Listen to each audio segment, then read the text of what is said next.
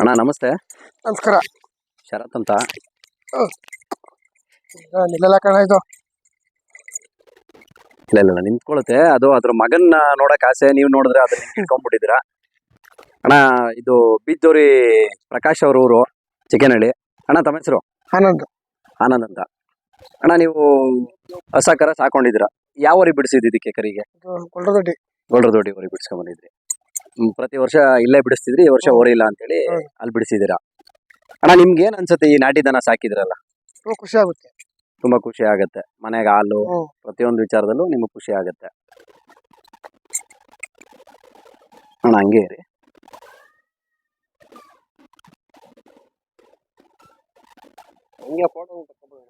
ಹ್ಮ್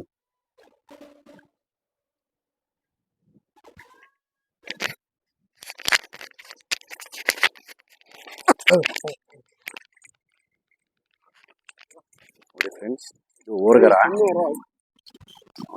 ಅದ್ರ ಹೂವು ಎಷ್ಟು ಉದ್ದ ಇದೆಯೋ ಅದೇ ತರನೇ ಇದನ್ನು ಕೂಡ ಚೆನ್ನಾಗಿ ಹುಟ್ಟದೆ.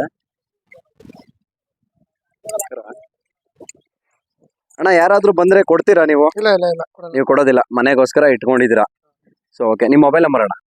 9844 9844 290 290 287. 287. ಓಕೆ, ಆನಂದ್ ಅಂತ. ನೋಡಿ, ಅವ್ರ ಮನೇಲಿ ಇದನ್ನ ಕೇಳಿದ್ರೆ ಕೊಡ್ತಿಲ್ಲ, ಆದ್ರೂ ಇದನ್ನ ಇಟ್ಕೊಂಡು ಸಾಕ್ತಿದ್ದಾರೆ.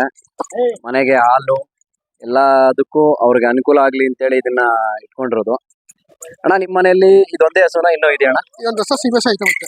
ಸೀಮೆಸ ಇದೆ, ಬಟ್ ಇದು ನಾಟಿ ಹಸ. ಓಕೆ. ಕಸ